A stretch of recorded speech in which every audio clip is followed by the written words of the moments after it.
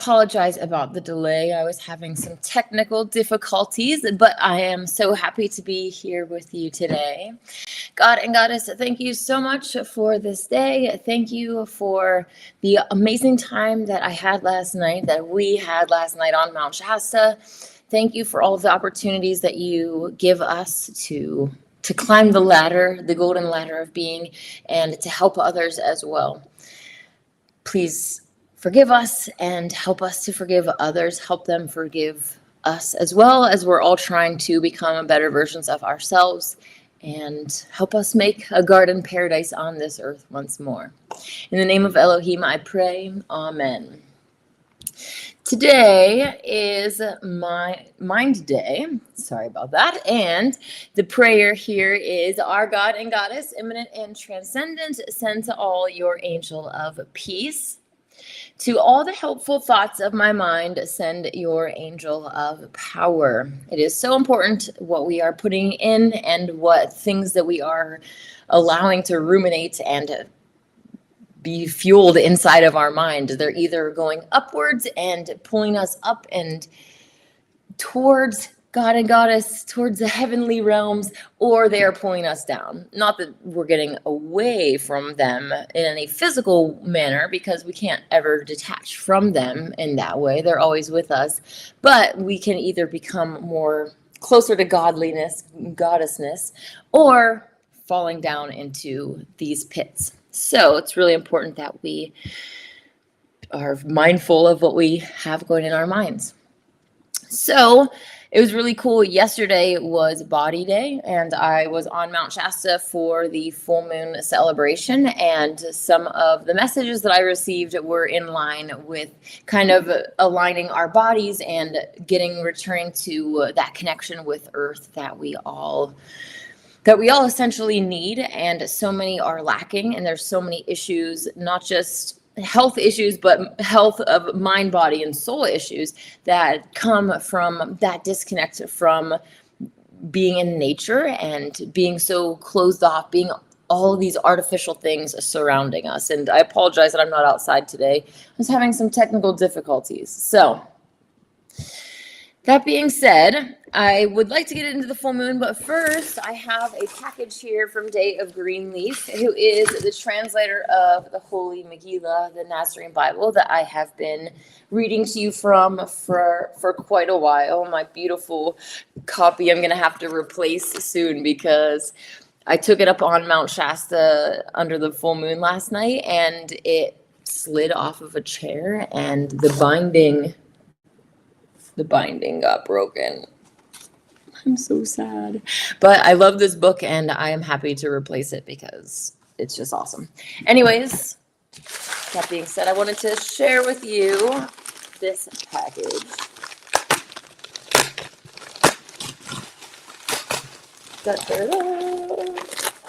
Ooh, cool. Yay! Essene Reggae and Transcendental Spice by Friends of Day. So some reggae Essene songs and some Essene Celtic songs featuring lyrics by Day of Greenleaf and vocals and lyrics by Miss Tree. I'm so excited to have Essene music.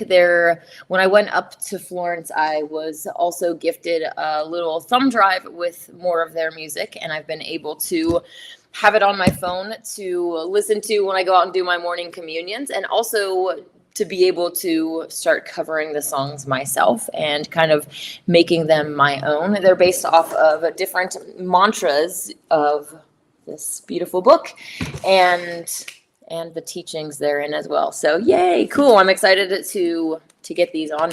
And it's fitting for Mind Day as well, because again, all of these things that we are bombarded with in society, especially the music, who doesn't love music? I think my good old friend Bob said, only a communist doesn't like music, I think. I actually wrote the quote down. It was really great. Great hiking experience, Bob, and it was a memorable quote. But music is so impactful, and it can either be used to, again, pull us up or bring us down. And all of the stuff, not only the 440 hertz, but the message behind it and the message behind it, right? There's the surface level message that we're all hearing, but there's also the backmasking and the underlying messages that those magicians put into their song, because your music is a magic spell. You're literally chanting something over and over and over, just like a witch does in a magic ritual. Witchcraft can either be used for good or bad.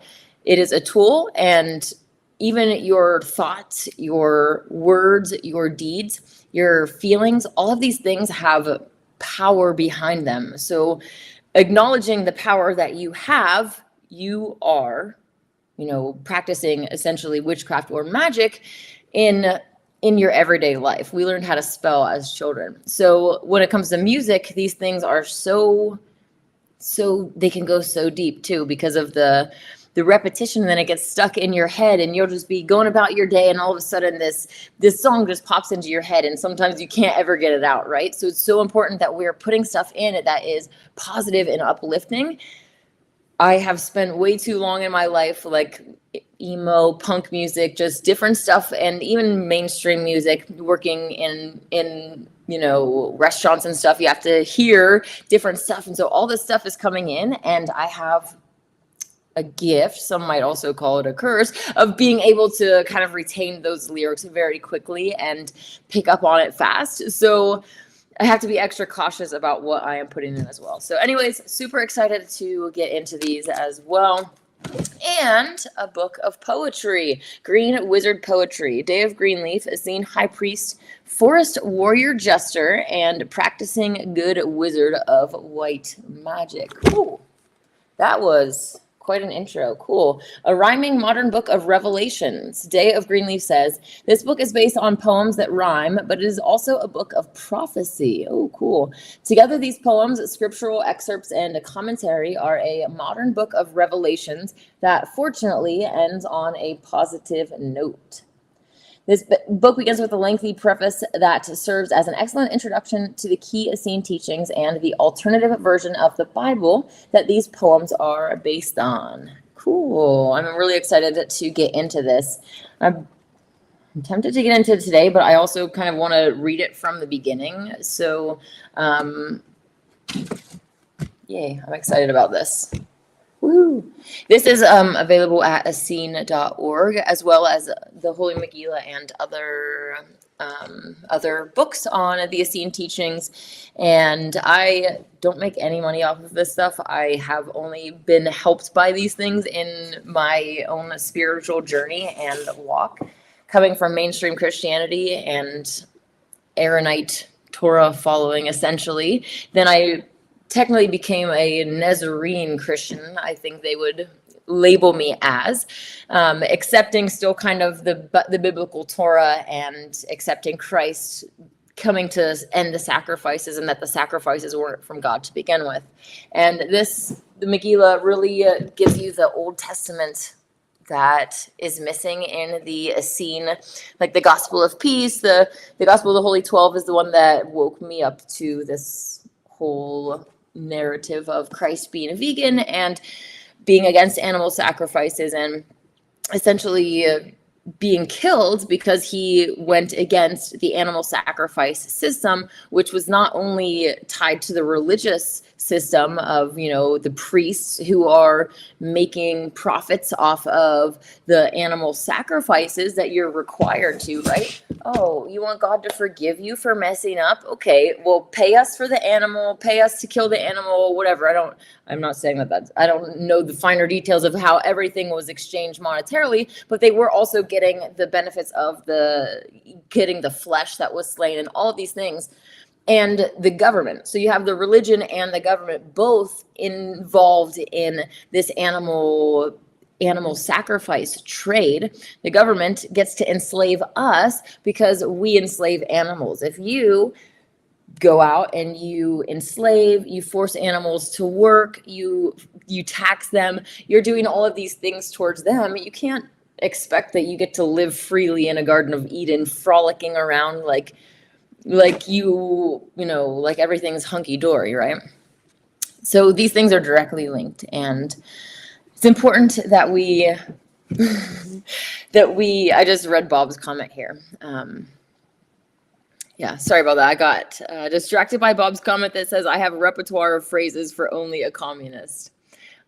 Anyways, I'm going to jump into this with you guys at some point in the near future so that we can actually give it a good go from the beginning. Today, I am recovering from the full moon event, which went really, really well. When we serve the food at sundown, so anybody that is around from the Shasta vegan community, people have reached out and asked to help. So last night we had me, Dave, Philip, and Larry. We were all kind of on the buffet and the grill to try to move things along. And anyways, it was getting close to sundown, and I was like, oh yeah, this crowd is manageable. Like I'm not worried at all. And basically, as soon as we started, the line just kept going. And I don't know, like, it seems like that was one of the biggest events of feeding people that I have had up there. And it was really smooth and went just really well. And yeah, everyone really loved everything that was. Sorry, this is a community space, so I'm not sure what's going on out there, if you guys can hear some stuff in the background. But I actually have a little video of what I'm going to put a video together of the whole thing, of just the clips that I was able to, pictures and videos that I attained from last night. But today I wanted to show you a little clip of the song that we all sang together. And yeah, so that being said, I will show you that in just a second. I wanted to just say hi to the live chat. David said, God and Goddess, please help us transform this earth into a garden paradise once more. Exactly. Kyle said, just find bookbinding glue. Crazy glue does wonders. Okay. Well, I also would love to get another copy because I would love to have one not just for me that's like really pristine, but also like for here at the sanctuary space, to have one to share with other people and be able to spread the good news in a book that's a little bit better looking. Rocket said, hello, Queen. Dave Kaiser, hello. Dave says, huge turnout. Yes, it was. It was really big. And yeah, I appreciate all the help. So thank you. David D says, how many showed up? That is a good question. I will, when I do the video editing later, I will try to kind of skim through. But even at midnight, the crowd was pretty decent. We say a prayer at midnight and also kind of have a few people say a few words. So I make announcements throughout the night just to let people know what's going on. Some people want to come up on the mountain and just party all night. Some people, oh man, yesterday I had to tell multiple people to put their clothes on. I'm like, this is a family-friendly event. Please put your clothes back on. I'm not sure what goes on down at the Rainbow Family gatherings. I guess I know a little bit more now, but no. It's always interesting what happens up there, and you never know what is going to happen. But anyways, it's nice that there is an alternative event, so I can say, hey, everybody, there's a prayer and some group chat going to happen at midnight. If you want to keep partying, just head down the mountain and, give us the space to have our own intentional time of community. That's what my goal is up there. I don't want, my goal is not to throw a party in a drum circle. I want to build a community and have people have experiences that change their lives. People are searching for these spiritual teachings and connections, and when they come up on Mount Shasta, that's what I want to provide. If you want to go and party and if you want to be on the downward spiral, go down the hill. If you want to be on the upward spiral, come up to the top, and that's where you will find us. We're preaching the good word. We're trying to uplift souls and really bring some light to this dark world. Woohoo! David D says girls getting nude. Exactly. Yeah. And it started with one, and then like they were just encouraging each other, and I'm just like, nope, shut it down. And it started some drama as well. It's the full moon energy definitely brings out the crazy in a lot of people. So again, I never know what I'm going to expect up there, but I'm thankful that the community that is the reoccurring community that keeps coming back is open not only to the prayer. I don't have to fight people to be quiet at midnight, but they're looking for this deeper connection, and they want to be able to speak and share what they have on their hearts. So I'm excited for everything that is happening. It's definitely a struggle. It's really stressful, and it's a lot of money, and there's a lot of stuff that makes the full moons not that pleasant, but it's part of my mission, and I really love the opportunity that I get to help show people. Like, no one is expecting to drive all the way up to Mount Shasta at, like, how high up is Old Steeple elevation? Let's see. 7,840 feet at the end of Everett Memorial Highway. Wait, just kidding. Come on, guys. This is Why isn't this like the easiest thing to find? And I already should know it, but I don't know it. So anyways, it's really high up there, and you wouldn't be expecting to go up there and have a buffet of food, let alone free vegan food and a big fire and this great stuff. So many people were really grateful last night and expressed that, and it definitely gives back. I don't do this for me. I don't do any of this for me. It's not, oh man, I really want to go up on Mount Shasta and just like, no, I'm doing this because it's part of my mission and it's a blessing. So I'm happy to do it. Anyways, Dave D says, what did the girls say when you told them they couldn't be nude? Thankfully, they just put their clothes back on, and they were very apologetic. I think that one of them was a regular, so I'm pretty sure she knew better. And I don't know, she might have been the ringleader of the situation. I'm not sure about that. But the other two, I think, were not really aware of the situation, that it's not a rainbow family gathering, and we don't do things like they do down there. I've actually never been to a rainbow family gathering. I went to like I guess I have been to a handful of the community things up on Mount Shasta, but I don't go to people's events when I know that I'm not in unity with those people. And I am trying to seek unity and peace in a broad spectrum, but when I go and like bond with people, I just want it to be on better terms, and I just don't do there. So oh, thanks, Dave. Dave says and the summit is another 7,000 feet above Old Steeple. Cool. Yes, it's massive. It really is, and it's hard to like judge the height of Mount Shasta when you're looking at it from down here. And then, yeah, it's kind of crazy how tiny we are. David E says, how large a fire? Bigger than 8.8 fire. Well, it's actually kind of funny. I was talking to Dave this morning, and I mentioned that the community is, and it's not like necessarily the same people. It's just the community for, I don't know how to explain what I'm trying to talk about, but I just call everybody the community. The community has tried to get my fire shut down, and last night, the Forest Service and people didn't even speak to me at all last night. They didn't come up at all.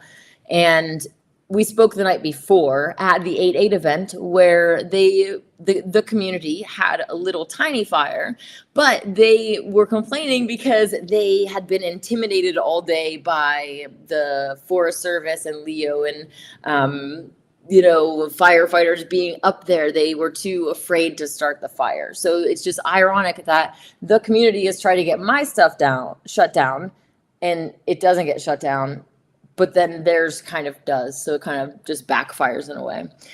But the Forest Service and Leo were really nice in our discussion on 8/8, and were just letting me know that if they get calls from the community making a big fuss about a fire, then they have to respond to it. It's really frustrating because so many people just are afraid of fire with no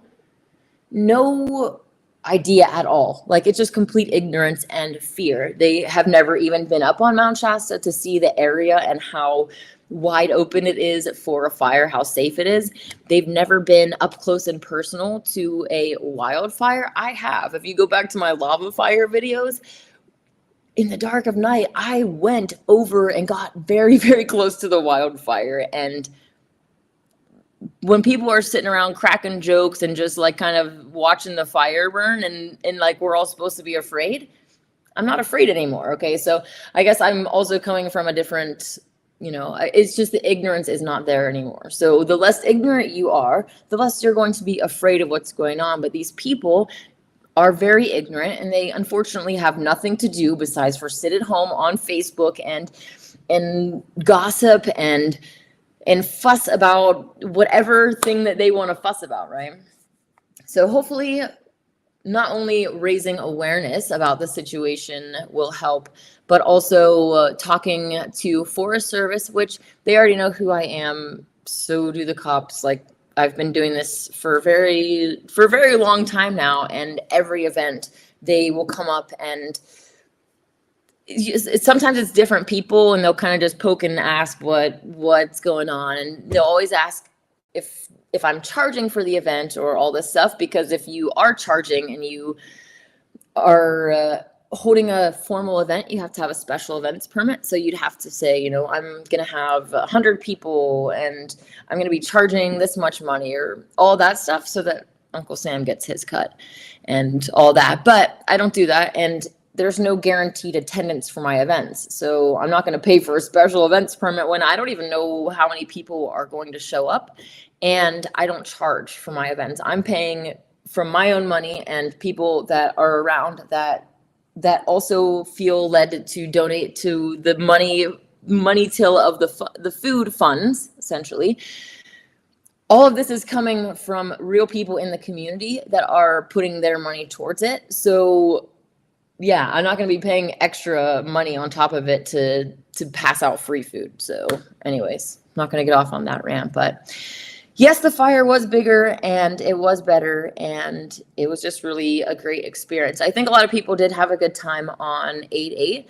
It was not exactly what I was expecting as far as the crowd goes, but I think that a lot of people would come up to Old Skibo on 8/8 and realize that the big hippie event was happening down the hill. And so it was like a lot of cars, but it was a constant stream of like, you park, you go up, you get disappointed, you come down, then you leave. And then by that time, there's just so many cars. Anyways, I went up there and it was a nice little time, but my event was a lot better. So anyways, like I said, I'm going to put together a little highlight reel of the video, but I'm going to make my way off of here and leave you with the candle song video that I have from last night here. It was really cool to get all, like, I love it. So anyways, I'm going to leave you with that because I have some recovering and I got some dishes to do and all of that. Look forward to the highlight reel, and I will see you tomorrow for the noonday peace meditation. May God and the Goddess bless you.